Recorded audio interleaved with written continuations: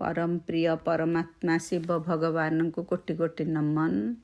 आज 12/9/2025 मसीहा आमे समस्ते परम पितांक ठारू प्रातः मुरली शुणिले। बाबा आज कहले जे आमर आत्मा पवित्र हेब केवल जोग कले, विकर्म भी विनाश हेब। किंतु आमे पाठ पढ़ुछे, ज्ञान जेते अर्जन करिले मध्य जोग न करिले आमे पवित्र होई पारिबा नाही। केवल जोग उपरे ही आमर ज्ञान धारण करिबार शक्ति निहित। केतक संतान बाबांकर होई पुणी हाथ छाड़ी देउछंती। तार कौन कारण बाबा आज जणै देले। केतक पिला बाबांकु ठीक भावरे चिन्हि पारु नाहंती, पूरा निश्चय बुद्धि हेउनी तांकर, तेणु बाबांक पाठ पढ़ुछंती। 8-10 वर्ष पर मध्य बाबांकु छाड़पत्र दे देउछंती।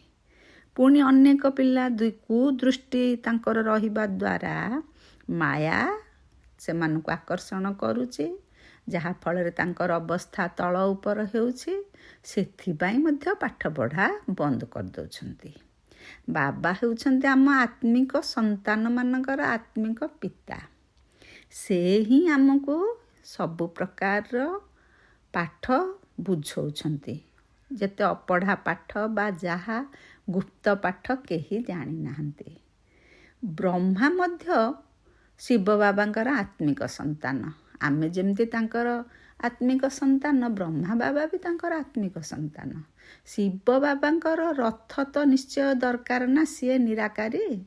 सेथि पाई से ब्रह्मा बाबांक शरीर रे प्रवेश करी आमको पाठ पढ़ौछंती।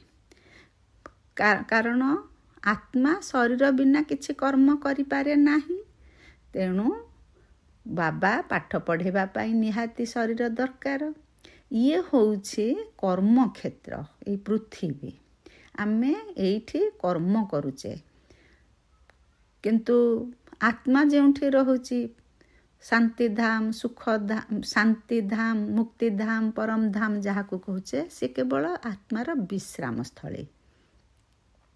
बाबा कहिले सेठी कौनसी खेल हुएनी। खेल होउछि एई पृथ्वी रे।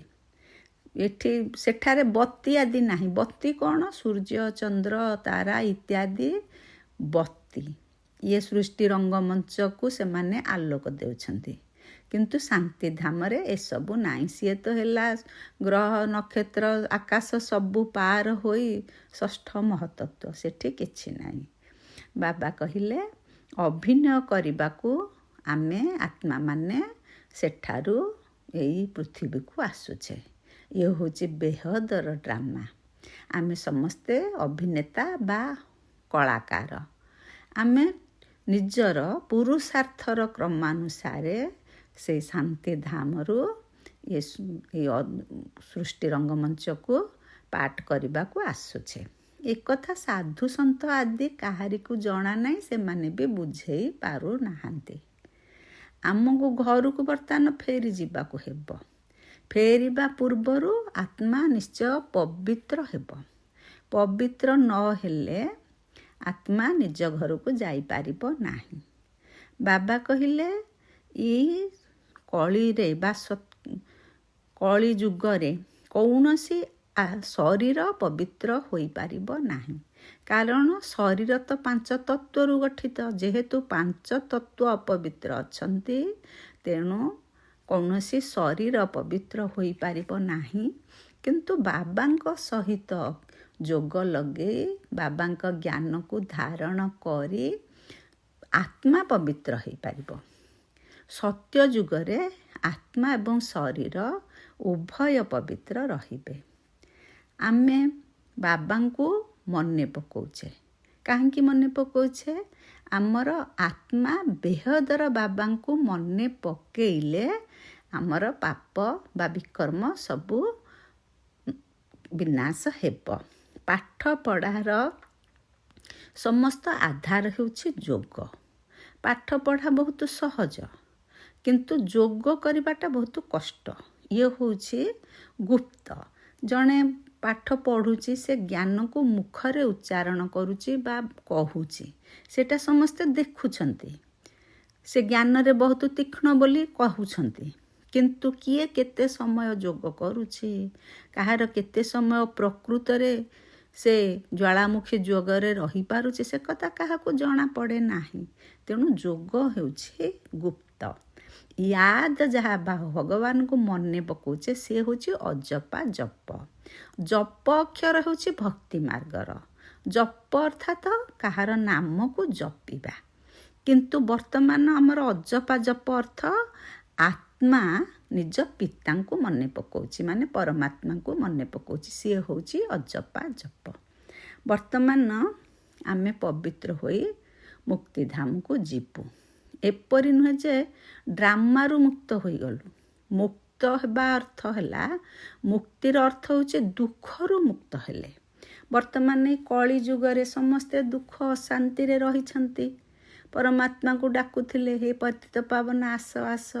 ବର୍ତ୍ତମାନ ଭଗବାନ ଆସିଛନ୍ତି, ସେ ଆମକୁ ଏଇ କଳିରୁ ବା ଏଇ କଳି ଯୁଗରୁ ଆତ୍ମାକୁ ମୁକ୍ତ କରି ସାଥିରେ ନେଉଛନ୍ତି। ଏଠି ଶରୀର ବିନାଶ ହେବ, ଆତ୍ମା ସାଥିରେ ଯିବ। ବାବା କହିଲେ, ଯିଏ ପବିତ୍ର ହେବେ ସିଏ ସୁଖ ଭୋଗ କରିବେ। ତାମାନେ ଯିଏ ପୁରୁଷାର୍ଥ କରିବେ ସିଏ ସୁଖ ଦୁନିଆକୁ ବା ସ୍ୱର୍ଗକୁ ଆସିବେ। ଅପବିତ୍ର ମନୁଷ୍ୟ ତାଙ୍କର ସେବା କରିଥାନ୍ତି। ପବିତ୍ରତାର ମହିମା ରହିଛି। ଆମେ ବି ଦେଖୁଛେ ବର୍ତ୍ତମାନ ବି ସାଧୁ ସନ୍ଥମାନେ ଯେଉଁମାନେ ପବିତ୍ର ଜୀବନଯାପନ କରୁଛନ୍ତି, ତାଙ୍କର ବି ଅନେକ ଅପବିତ୍ର ଆତ୍ମା ସେବା କରୁଛନ୍ତି। ସେମିତି ସ୍ୱର୍ଗରେ ସମସ୍ତେ ଦେବୀ ଦେବତା ରହିବେ, ସେ ପୂଜ୍ୟ। ପୁଣି ତାଙ୍କୁ ପୂଜା କରାଯାଉଛନ୍ତି। ଅପବିତ୍ର ମଣିଷ ଦ୍ୱାପରରୁ ପୂଜା କରୁଛନ୍ତି। ବାବା କହିଲେ ଆଖି ବି ବହୁତ ଧୋକା ଦିଏ। ଆଖି ଧୋକା ଦେଲେ ଆତ୍ମାର ଅଧୋଗତି ହୁଏ, ତଳ ଉପର ସ୍ଥିତି ହୁଏ, ଯାହା ଫଳରେ ତାକୁ ଜାଣ ଦଶା ପଡ଼େ, ଖରାପ ଦଶା ପଡ଼େ, ଯାହାଫଳରେ ସିଏ ଭଗବାନଙ୍କର ହାତ ବି ଛାଡ଼ିଦିଏ। ବାବା କହୁଛନ୍ତି ଏବେ ମାତା ଗୁରୁଙ୍କର ପରମ୍ପରା ଆରମ୍ଭ ହୋଇଛି। ଆଗରୁ ପୁରୁଷମାନଙ୍କୁ ଗୁରୁ ଉପାଧିରେ ଭୂଷିତ କରାଯାଉଥିଲା ବା ପିତା ଗୁରୁଙ୍କର ପରମ୍ପରା ଥିଲା। ଏବେ ବାବା ମାତାଙ୍କୁ ଆଗରେ ରଖିଛନ୍ତି, ତାଙ୍କୁ ଜ୍ଞାନ କଳସୀ ଦେଇଛନ୍ତି।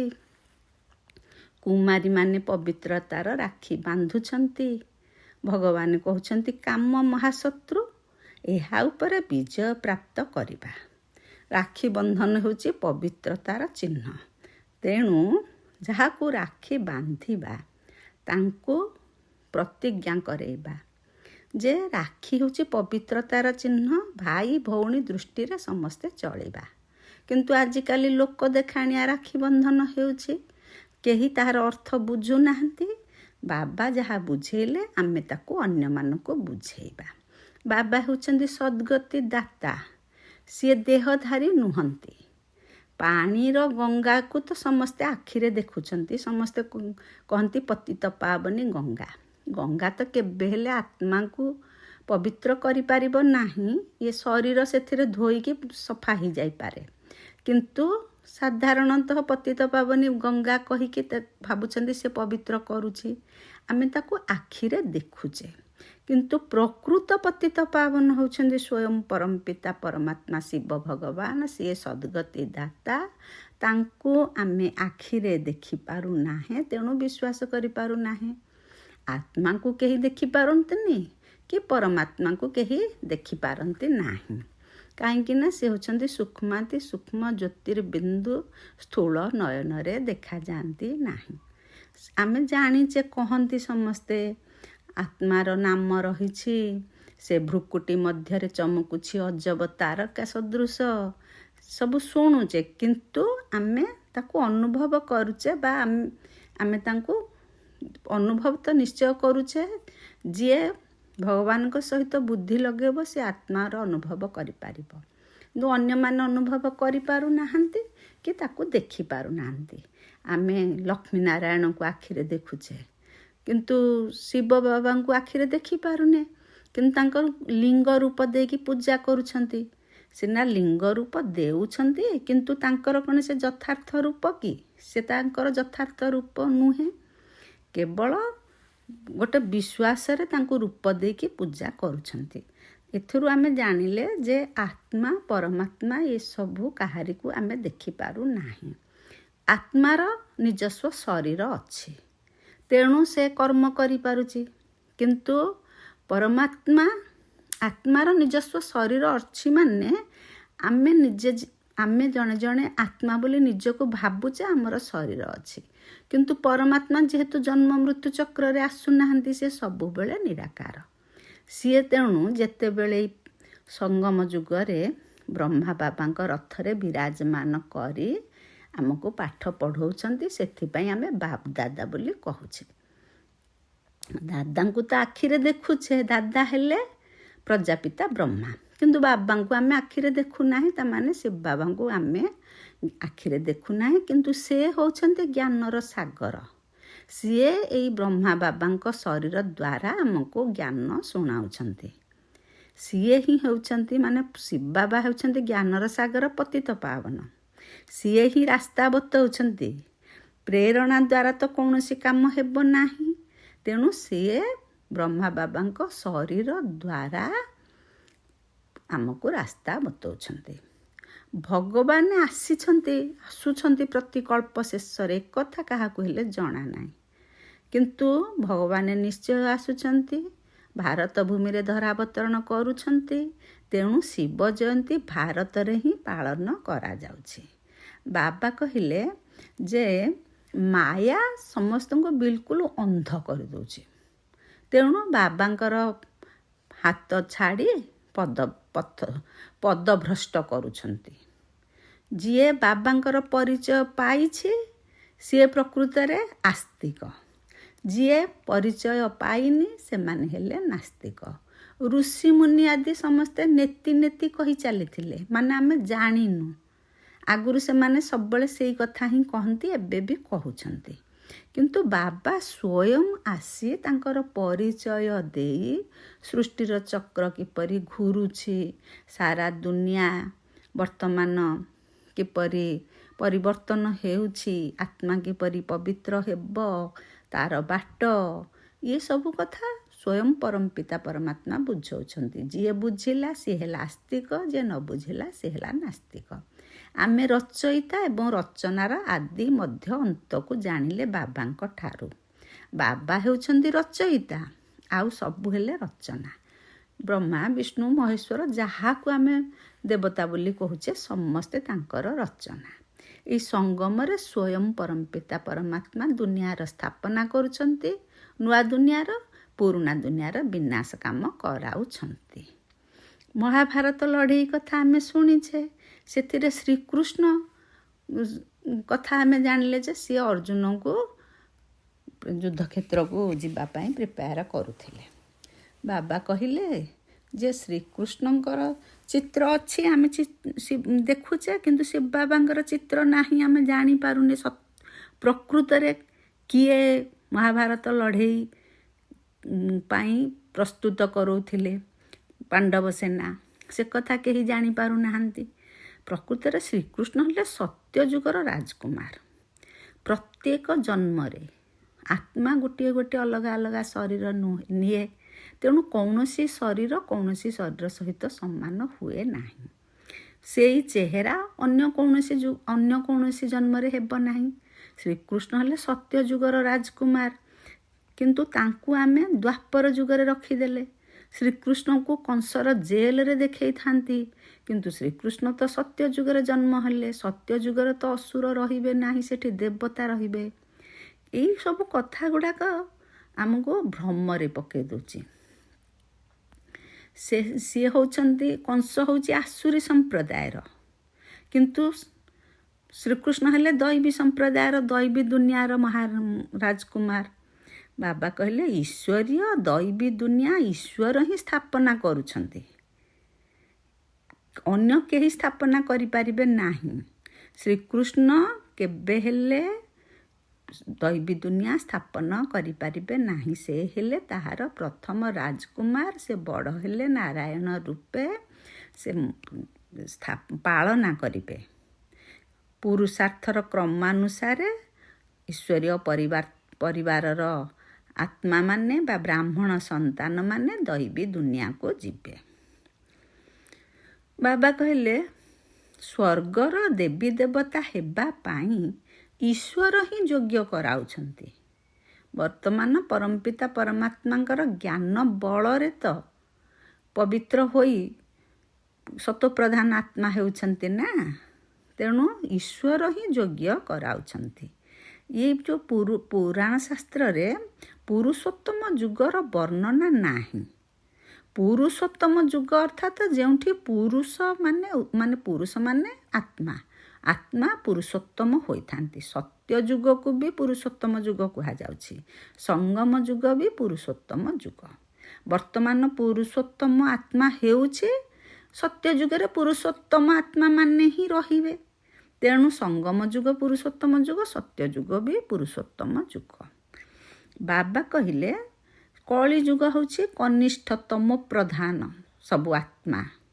ଯିଏ ଭଗବାନଙ୍କୁ ଚିହ୍ନିଲେ ସିଏ ବ୍ରାହ୍ମଣ ହେଲେ, ଶୂଦ୍ରରୁ ବ୍ରାହ୍ମଣ ହେଲେ। ବର୍ତ୍ତମାନ ଏଇ କଳିଯୁଗ ହେଉଛି ଆସୁରୀ ଭ୍ରଷ୍ଟାଚାରୀ ଦୁନିଆ, କିନ୍ତୁ ସତ୍ୟ ଯୁଗରେ ଶ୍ରେଷ୍ଠାଚାରୀ ଦୁନିଆ ହେବ। ବାବା କହିଲେ ଶ୍ରେଷ୍ଠାଚାରୀ ଦୁନିଆର ମାଲିକ ହେଲେ ସ୍ୱୟଂ ଶ୍ରୀକୃଷ୍ଣ ହେଲେ ତାର ରାଜକୁମାର, ପୁଣି ବଡ଼ ହେଲେ ସିଏ ହେବେ ମାଲିକ ଲକ୍ଷ୍ମୀନାରାୟଣ ରୂପେ। ଭାରତରେ ରାଜା ଥିଲେ ଯାହାଙ୍କର ପୂଜା କରାଯାଉଛି, ସେଇମାନଙ୍କର ଲକ୍ଷ୍ମୀନାରାୟଣଙ୍କର ସେ ପୂଜ୍ୟ ଥିଲେ, ପୁଣି ପୂଜାରୀ ହୋଇଯାଇଛନ୍ତି। ବାବା କହିଲେ ପରମପିତା ପରମାତ୍ମା ଏବଂ ଦେବତାମାନଙ୍କୁ ହିଁ ପୂଜ୍ୟ କୁହାଯାଏ, କିନ୍ତୁ ପରମପିତା ପରମାତ୍ମା ହେଉଛନ୍ତି ସମସ୍ତଙ୍କର ପୂଜ୍ୟ। ମାନେ ସିଏ ପରମପିତା ପରମାତ୍ମା ଦେବତା ସମସ୍ତେ ହେଲେ ପୂଜ୍ୟ, କିନ୍ତୁ ପରମପିତାଙ୍କୁ ଦେବତାମାନେ ବି ପୂଜା କରନ୍ତି। ତାମାନେ ସିଏ ହେଲେ ସମସ୍ତଙ୍କର ପୂଜ୍ୟ।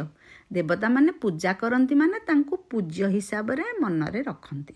ସମସ୍ତ ଧର୍ମାବଲମ୍ବୀ ମାନେ ମଧ୍ୟ ପରମପିତା ପରମାତ୍ମାଙ୍କୁ ପୂଜା କରୁଛନ୍ତି। ବାବାଙ୍କର ଜନ୍ମର ଏଇଠାରେ ଗାୟନ କରାଯାଉଛି ଭାରତ ଭୂମିରେ, ତେଣୁ ଶିବ ଜୟନ୍ତୀ ପାଳନ କରାଯାଉଛି। ବାବା କହିଲେ ଯେ ବହୁତ ଧର୍ମ ଏଇ କଳିଯୁଗରେ ଅଛି, କିନ୍ତୁ ସତ୍ୟ ଯୁଗରେ ତ ଗୋଟିଏ ଧର୍ମ, ଆଦି ସନାତନ ଦେବୀ ଦେବତା ଧର୍ମ। ସେଠାରେ ଏମିତି ବାତାବରଣ ନଥିବ, ସବୁ ସ୍ଥିର ସୁନ୍ଦର, କେହି କାହା ସହିତ ଅପ୍ରୀତିକର ପରିସ୍ଥିତି ନଥିବ। ପ୍ରଥମେ ସୂର୍ଯ୍ୟବଂଶୀ, ତାପରେ ହେବେ ଚନ୍ଦ୍ରବଂଶୀ। ବାବା କହିଲେ ସତ୍ୟ ଯୁଗରେ ତୁମେ ଥିବ ସେଠାରେ, କିନ୍ତୁ ବାବା ନଥିବେ। ବର୍ତ୍ତମାନ ସେ ଇତିହାସ ଭୂଗୋଳ ସବୁ ବୁଝଉଛନ୍ତି। ବାବା ସମସ୍ତଙ୍କର ସଦ୍ଗତି ଦାତା। ମନୁଷ୍ୟ ଦେହ ଅଭିମାନରେ ଆସି କହୁଛନ୍ତି ସବୁ ମାଟିରେ ମିଶିଯିବ, କିନ୍ତୁ ସେମାନେ ଏକଥା ବୁଝୁନାହାନ୍ତି ଯେ ଆତ୍ମା ମାନେ ତ ଚାଲିଯିବେ। ବାକି ଏଇ ଶରୀର ମାଟିରେ ତିଆରି ହୋଇଛି, ଏଇ ପୁରୁଣା ଶରୀର ବିନାଶ ହୋଇଯାଉଛି। ଗୋଟିଏ ଆତ୍ମା ଗୋଟିଏ ଶରୀର ଛାଡ଼ି ଅନ୍ୟ ଏକ ଶରୀର ନିଏ। ଏଇ ଦୁନିଆରେ ଏହା ଆମର ଅନ୍ତିମ ଜନ୍ମ ବୋଲି ଭାବିବା। ଏଠାରେ ସମସ୍ତେ ପତିତ ଅଟନ୍ତି, ସର୍ବଦା ପବିତ୍ର ତ କେହି ରହିପାରିବେ ନାହିଁ। ପ୍ରତି ଜିନିଷ ସତ୍ତ୍ୱପ୍ରଧାନ, ସତ୍ତ୍ୱ ରଜୋ ତମ ହୋଇଥାଏ। ଲୋକେ ବି ସତ୍ୟ ଯୁଗରେ ସତ୍ତ୍ୱପ୍ରଧାନ ଥିଲେ, ଆସ୍ତେ ଆସ୍ତେ ସେମାନେ ବର୍ତ୍ତମାନ ସେଇ ଆତ୍ମା ସବୁ ତମ ପ୍ରଧାନ ହୋଇଛନ୍ତି।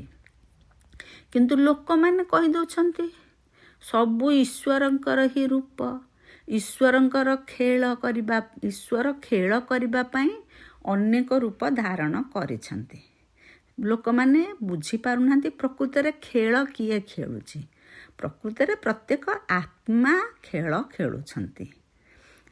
ସବୁ ଆତ୍ମାର ଅଭିନୟ ଅଲଗା ଅଲଗା, ସମସ୍ତଙ୍କର ପୋଜିସନ ବା ସ୍ଥାନ ଅଲଗା ଅଲଗା। ଯିଏ ଯେପରି ଉପାଧି ଧାରଣ କରିଥାନ୍ତି ତାଙ୍କର ମହିମା ସେହିପରି ହୋଇଥାଏ। ଯିଏ ଯେମିତି ସତ୍ତ୍ୱପ୍ରଧାନ ହୋଇଥାଏ ବା ବାବାଙ୍କ ଜ୍ଞାନରେ ଯିଏ ଯେତେ ପୋଖତ ହୋଇଥାଏ, ଯେତେ ଯୋଗଯୁକ୍ତ ହୋଇ ବିକର୍ମ ବିନାଶ କରିଥାଏ, ସତ୍ତ୍ୱପ୍ରଧାନ ଆତ୍ମା ହୋଇଥାଏ ବା ତା ତଳକୁ ଆସ୍ତେ ଆସ୍ତେ ରହିଥାନ୍ତି, ସେଇ ଅନୁଯାୟୀ ଉପାଧି ଧାରଣ କରିଥାନ୍ତି। ବାବା କହିଲେ ସତ୍ୟ ଯୁଗରେ ଯେମିତି ଅଭିନୟ ଚାଲିଲା ସେମିତି ଏବେ ବି ଅଭିନୟ ଚାଲୁଛି। ଏଇ ସୃଷ୍ଟି ଚକ୍ରର ଜ୍ଞାନ ଆମ ମନରେ ସବୁବେଳେ ଘୁରୁଛି। ତେଣୁ ଆମେ ହେଲେ ସ୍ୱଦର୍ଶନ ଚକ୍ରଧାରୀ। ଲକ୍ଷ୍ମୀ ନାରାୟଣଙ୍କୁ ସ୍ୱଦର୍ଶନ ଚକ୍ରଧାରୀ କୁହାଯିବ ନାହିଁ। ସିଏ ତ ସବୁଥିରେ ପରିପୂର୍ଣ୍ଣ ହୋଇ ଲକ୍ଷ୍ମୀ ନାରାୟଣ ହୋଇଗଲେ। ବାବା କହିଲେ ଏଇଠି ଆତ୍ମାମାନଙ୍କର ଖେଳ ଚାଲେ, ସୂକ୍ଷ୍ମବତନରେ କିଛି ହେଲେ ନାହିଁ। ମନୁଷ୍ୟ, ଜୀବ, ଜନ୍ତୁ, ପଶୁ, ପକ୍ଷୀ ଆଦି ସବୁ ଏଇଠାରେ ଅଛନ୍ତି। ସତ୍ୟ ଯୁଗରେ ମୟୂର ଦେଖାଯାଆନ୍ତି। ବାବା କହିଲେ ଶ୍ରୀକୃଷ୍ଣଙ୍କ ମଥାରେ ମୟୂର ଚୂଳ ଦିଆଯାଇଛି। ବାବା କହିଲେ ସତ୍ୟ ଯୁଗରେ ମୟୂର ଅଛନ୍ତି, କିନ୍ତୁ ମୟୂରଙ୍କୁ କେବେ ହେଲେ କେହି ଦୁଃଖ ଦେଇ ତାଙ୍କର ଆଣିବେ ନାହିଁ, ପର ଆଣିବେନି କି ପର ତଳେ ଖସିଥିଲେ ମଧ୍ୟ ତାକୁ ନେଇ ମକୁଟ କରି ଲଗେଇବେ ନାହିଁ। ଇଏ ସବୁ ମିଥ୍ୟା ସ୍ମାରକୀ ଦେଇଛନ୍ତି। ଏଇଟା ପ୍ରକୃତ ଠିକ୍ କଥା ନୁହେଁ। ବାବା କହିଲେ ଯେ ଜୀବଜନ୍ତୁ ମଧ୍ୟ ସତ୍ୟ ଯୁଗରେ ଦୁଃଖ ପାଇବେ ନାହିଁ, ସବୁ ଫାଷ୍ଟ କ୍ଲାସ୍। ନାମ ହେଲା ସ୍ୱର୍ଗ, ହେଭେନ୍, ନୂଆ ଦୁନିଆ। ସେଠି ସମସ୍ତେ ଖୁସି ଆନନ୍ଦରେ ରହିବେ। ଏଠି ତ ଭୂମିକମ୍ପ ହେଉଛି, ମରୁଡ଼ି ହେଉଛି, ବିଭିନ୍ନ ପ୍ରକାର ଅସୁବିଧା ଏଇଠି ହେଉଛି, କିନ୍ତୁ ସତ୍ୟ ଯୁଗରେ ସେମିତି କିଛି ହେବ ନାହିଁ। ପ୍ରଥମେ ସୂର୍ଯ୍ୟବଂଶୀ ରହିବେ, ତାପରେ ଦୁନିଆ 25% ପୁରୁଣା ହେଲା ପରେ ଯାଇ ଚନ୍ଦ୍ରବଂଶୀ ଆସିବେ। ତାମାନେ ସତ୍ୟଯୁଗ ପରେ ତ୍ରେତା ଯୁଗ ହେବ। କିନ୍ତୁ ସତ୍ୟ ଯୁଗ ହେଉଛି 100% ନୂଆ ଦୁନିଆ। ବାବା କହୁଛନ୍ତି ଯେ ସବୁ କିଛି ପୁରୁଷାର୍ଥର କଥା। ଯେତେ ପୁରୁଷାର୍ଥ କରିବା ସେତେ ସୁନ୍ଦର ଆମକୁ ରାଜତ୍ୱ ବା ବାଦଶାହୀ ମିଳିବ। ତେଣୁ ନିଜକୁ ନିଜେ ଦେଖିବା, ମୁଁ କ'ଣ ହେବି। ଆଜି ତ ବାବା ବହୁତ କଥା କହିଲେ। ଆମେ କ'ଣ ଧାରଣା କରିବା ଯେ ଏହି ପୁରୁଷୋତ୍ତମ ଯୁଗରେ ସ୍ୱର୍ଗର ଦେବୀ ଦେବତା ହେବାର ପାଠ ପଢ଼ି ନିଜକୁ ଯୋଗ୍ୟ କରିବା, ପୁରୁଷାର୍ଥରେ କେବେ ବି ନିରାଶ ହେବାନି। ଏହି ବେହଦର ଖେଳରେ ପ୍ରତ୍ୟେକ ଅଭିନେତାଙ୍କର ପାର୍ଟ ଏବଂ ପୋଜିସନ୍ ଅଲଗା ଅଲଗା। ସମସ୍ତଙ୍କର ଆଚାର ବିଚାର, ବ୍ୟବହାର, ଭାଗ୍ୟ, ଭବିଷ୍ୟତ ସବୁ ଅଲଗା। ଯାହାର ଯେପରି ପୋଜିସନ୍ ଅର୍ଥାତ୍ ପଦ ରହିଛି, ତାଙ୍କୁ ସେହିପରି ସମ୍ମାନ ମିଳୁଛି। ଏହିସବୁ ରହସ୍ୟକୁ ବୁଝି ବିଶ୍ୱର ଇତିହାସ ଭୂଗୋଳକୁ ସ୍ମରଣ କରି ସ୍ୱଦର୍ଶନ ଚକ୍ରଧାରୀ ହେବା। ଆଜି ବାବା ବରଦାନ ଦେଇଛନ୍ତି। ବାବାଙ୍କର ପ୍ରତ୍ୟେକ ଶ୍ରୀମତର ପାଳନ କରୁଥିବା ସଚ୍ଚା ସ୍ନେହୀ, ସଚ୍ଚା ପ୍ରେମିକା ହୁଅ। ଯେଉଁ ପିଲାମାନେ ସଦାସର୍ବଦା ଏକମାତ୍ର ବାବାଙ୍କର ସ୍ନେହରେ ଲଭଲିନ୍ ହୋଇ ରହିଥାନ୍ତି, ସେମାନଙ୍କୁ ବାବାଙ୍କର ପ୍ରତ୍ୟେକ କଥା ପ୍ରିୟ ଲାଗିଥାଏ। ତେଣୁ ସେମାନଙ୍କର ସବୁ ପ୍ରଶ୍ନ ସମାପ୍ତ ହୋଇଯାଇଥାଏ। ମନରେ ପ୍ରଶ୍ନ କେବେ ଉଠେ? ଯେତେବେଳେ ସନ୍ଦେହ ରହେ। କିନ୍ତୁ ଯାହାକୁ ପ୍ରିୟ, ଯାହା ହେଲା, ଯିଏ ଆମର ପ୍ରିୟ ହେଲା, ତାଙ୍କର ସବୁ କଥା ହିଁ ପ୍ରିୟ। ତେଣୁ ଆଉ ପ୍ରଶ୍ନର ନାମ ନିଶାନ ନାହିଁ। ବ୍ରାହ୍ମଣ ଜନ୍ମର ମୂଳଦୁଆ ହିଁ ସ୍ନେହ ଅଟେ। ଯେଉଁମାନେ ସ୍ନେହୀ ଏବଂ ପ୍ରେମିକା ଆତ୍ମା, ସେମାନଙ୍କୁ ବାବାଙ୍କର ଶ୍ରୀମତକୁ ପାଳନ କରିବା ପାଇଁ ମୁସ୍କିଲର ଅନୁଭବ ହୋଇନଥାଏ। ସ୍ନେହ ଥିବା କାରଣରୁ ସେମାନଙ୍କ ଭିତରେ ସର୍ବଦା ଉମଙ୍ଗ ଉତ୍ସାହ ଭରି ରହିଥାଏ ଯେ ବାବା ଯାହା ସବୁ କହିଛନ୍ତି ତା ମୋ ପାଇଁ ହିଁ କହିଛନ୍ତି, ତେଣୁ ମୋତେ ନିଶ୍ଚିତ କରିବାକୁ ହେବ। ସ୍ନେହୀ ଆତ୍ମାମାନେ ବିଶାଳ ହୃଦୟବାଲା, ସେଥିପାଇଁ ସେମାନଙ୍କ ପାଇଁ ସବୁ ବଡ଼ କଥା ମଧ୍ୟ ଛୋଟ ହୋଇଯାଏ। ବାବା କହିଲେ ଆଜି ସ୍ଲୋଗାନରେ, କୌଣସି କଥାରେ ଅପମାନର ବା ଦୁଃଖର ଅନୁଭୂତି ହେବା ମଧ୍ୟ ଫେଲ୍ ହେବାର ଲକ୍ଷଣ। ମାନେ ଆମେ କୌଣସି କଥାରେ ଅପମାନିତ ହେବାନି କି ଦୁଃଖ ଅନୁଭବ କରିବାନି। ଯାହା ହେଉଛି ଭଲ, ଯାହା ହେବ ଭଲ, ବା ଯାହା ବି ହେଉଛି ଆମର ଭଲ ପାଇଁ ହେଉଛି ଭାବିଲେ ଆମେ ପାସ୍ କଲେ। ଓମ୍ ଶାନ୍ତି, ଓମ୍ ଶାନ୍ତି, ଓମ୍ ଶାନ୍ତି।